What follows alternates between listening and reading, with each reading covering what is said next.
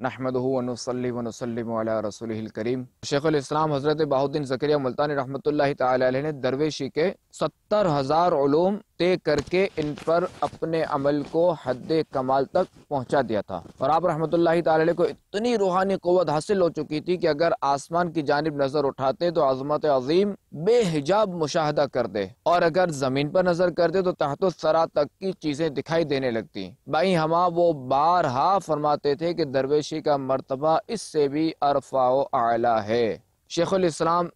حضرت شیخ بہاؤالدین زکریا ملتانی رحمۃ اللہ تعالی علیہ کو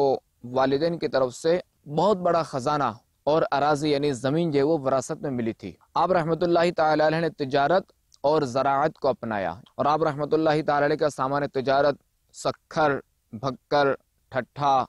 دہلی، مرکز الاولیاء لاہور اور بیرون ممالک میں عراق، حجاز مقدس، مصر، افغانستان، ایران اور دیگر ممالک میں جاتا تھا، اور تجارت کرنے والے بھی جو ہے وہ آپ رحمۃ اللہ تعالی علیہ کے مریدین، معتمد خدام، درویش اور مبلغین ہوتے تھے،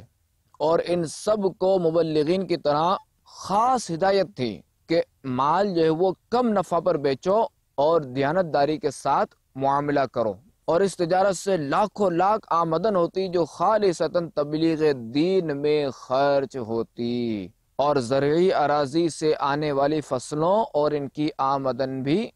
بے حساب تھی۔ آپ رحمۃ اللہ تعالی علیہ مصنف بھی تھے، اور آپ رحمۃ اللہ تعالی علیہ نے کئی کتابیں لکھی ہیں۔ حصول برکت کے لیے دو نام پیش کرتا ہوں کہ ایک تو عورت کے متعلق آپ رحمۃ اللہ تعالی علیہ نے کتاب لکھی کہ جس پر آپ کے ایک مرید مولانا